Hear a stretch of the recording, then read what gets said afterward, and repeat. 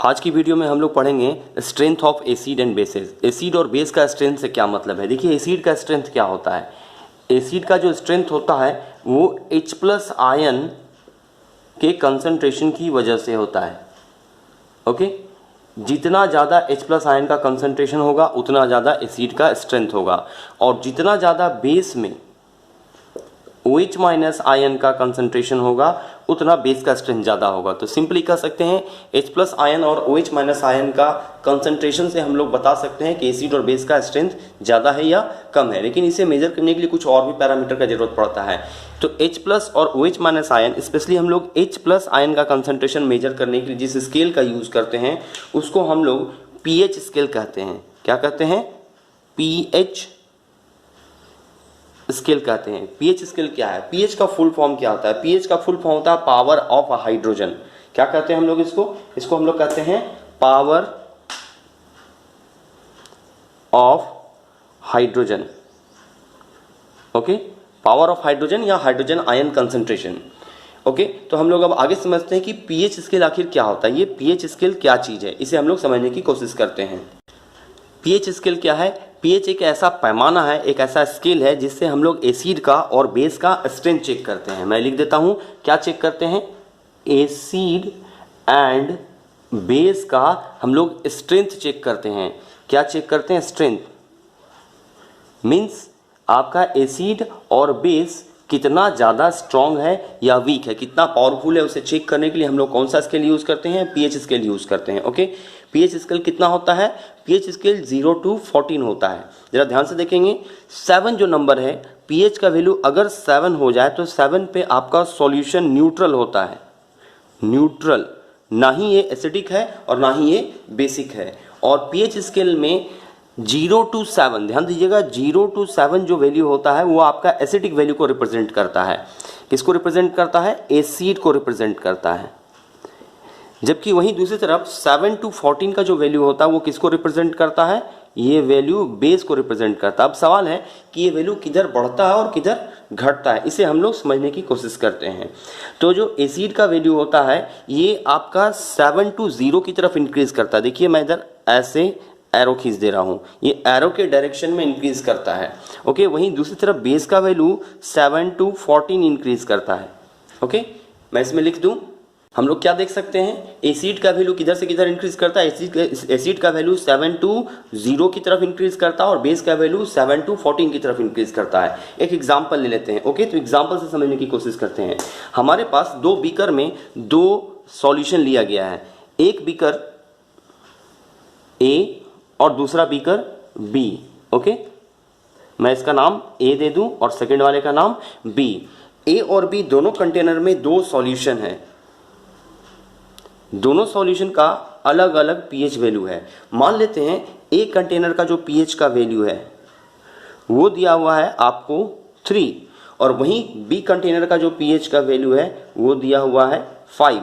हमें समझना है कि ज़्यादा एसिडिक कौन होता है। जैसा देख सकते हैं कि जैसे हम 7 to 0 की तरफ जाते हैं एसिड का स्ट्रेंथ बढ़ता है, तो मतलब pH का वैल्यू घटता है तो एसिड का स्ट्रेंथ बढ़ता है। तो pH का वैल्यू कम किसका है? A। अगर A कंटेनर का pH का वैल्यू कम है मतलब A का एसिड ज़्यादा स्ट्रेंथ वाला है, ज़्यादा स्ट्रॉन्ग एसिड है, और B वाला कैसा एसिड है? वीक एसिड है। ओके, बिल्कुल इसी तरह से अगर मैं बेस का एग्जांपल ले लूँ, मान लेते हैं A और B कंटेनर में अब हमारे पास क्या लिया हुआ है? अब हमने इसमें बेस ले लिया है। ओके, क्या ले लिया है? बेस। और B में भी क्या है? बेस। ओके, अब देखते हैं इसका pH का वैल्यू से हम लोग बेसिक स्ट्रेंथ डिसाइड करते हैं।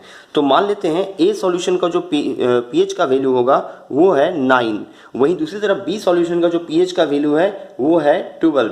तो ज़्यादा बेसिक कौन होगा? जैसा हम फिगर में देख सकते हैं ऊपर, जैसे हम 7 to 14 की तरफ जाते हैं तो pH वैल्यू बढ़ता है और pH के बढ़ने से बेस का स्ट्रेंथ भी इंक्रीज करता है। इसका मतलब जिसका pH वैल्यू ज़्यादा है उसका बेसिक स्ट्रेंथ ज़्यादा है। तो किसका बेसिक स्ट्रेंथ ज़्यादा होगा? B का बेसिक स्ट्रेंथ हमेशा ज़्यादा होगा। तो हम लिख सकते हैं A और B के कंपैरिजन में कि B आपका ज़्यादा बेसिक है। ओके, एसिड के सेंस में A ज़्यादा था और बेस के सेंस में B होता है। pH स्केल और हाइड्रोजन आयन कंसंट्रेशन का हम लोग एक फॉर्मूला और पढ़ेंगे। ये फॉर्मूला कहता है कि हाइड्रोजन आयन का जो कंसंट्रेशन होता है वो pH का -log 10 के बराबर होता है। Concentration of hydrogen ion. Okay, ये जो ब्रैकेट होता है इसको हम लोग कंसंट्रेशन पढ़ते हैं केमिस्ट्री में, ब्रैकेट वाला साइन को कंसंट्रेशन पढ़ा जाता है। इसे हम लोग ऐसा भी लिख सकते हैं pH is equal to minus log concentration of hydronium ion. ये ऐसा भी लिखा जाता है क्योंकि हम लोग जानते हैं सॉल्यूशन में एसिड H+ रिलीज तो करता है लेकिन H+ के फॉर्म में नहीं रहता, वो हाइड्रोनियम आयन कंसंट्रेशन होता है, हाइड्रोनियम आयन के फॉर्म में रहता है, इसलिए हम लोग H3O+ भी लिख सकते हैं एसिड के प्लेस पर। H+ लिखिए, वो भी एसिड को रिप्रेजेंट करता है, और H3O+ लिखिए, ये भी एसिड को ही रिप्रेजेंट करता है। ओके, इसका एक आध क्वेश्चन चाहे तो हम लोग बनाकर देख सकते हैं। इस एग्जाम्पल को सॉल्व करने के लिए मान लेते हैं हमारे पास कोई सॉल्यूशन है जिसका हाइड्रोजन आयन कंसंट्रेशन का वैल्यू 10⁻³ दिया हुआ है। ओके, 10⁻³ दिया हुआ है। अब हम लोग चेक करते हैं इसका pH का वैल्यू कितना होगा। समझने की कोशिश कीजिए, हम लोग हाइड्रोजन आयन कंसंट्रेशन से pH का वैल्यू कैसे निकालते हैं। तो हमारे पास फॉर्मूला क्या है, हमारे पास pH का फॉर्मूला होता है minus log concentration of H+ ion. Okay, तो हमारे पास pH is equal to minus log H+ का कंसंट्रेशन कितना दिया हो, देखिए 10⁻³ दिया हो, तो हम लोग यहाँ लिख सकते हैं H+ की जगह -3। इसको सॉल्व करते हैं तो हम लोग जानते हैं एक फॉर्मूला होता है लॉग का, लॉग यहां मैं लिख दूं लॉग m का पावर अगर n होता है तो हम लोग इसको सॉल्व करके n log m लिखते हैं। इसे आप स्क्रीनशॉट ले सकते हैं। अगर log m का पावर n है तो इसे हम लोग n log m लिखते हैं। तो यहाँ देखिए 10⁻³ है, ये -3 यहाँ आ जाएगा और माइनस माइनस क्या हो जाएगा, प्लस हो जाएगा।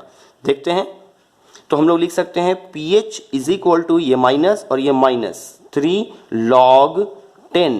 ओके, तो हम लोग क्या जानते हैं log 10 का वैल्यू कितना होता है, 1 होता है। मैं यहाँ लिख दूं log 10 का वैल्यू 1 होता है, तो ये हो गया minus minus plus 3 into log 10 का वैल्यू 1। तो pH कितना आएगा, तो pH is equal to 3।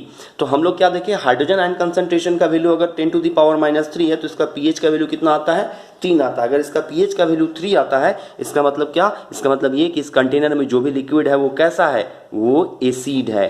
Okay.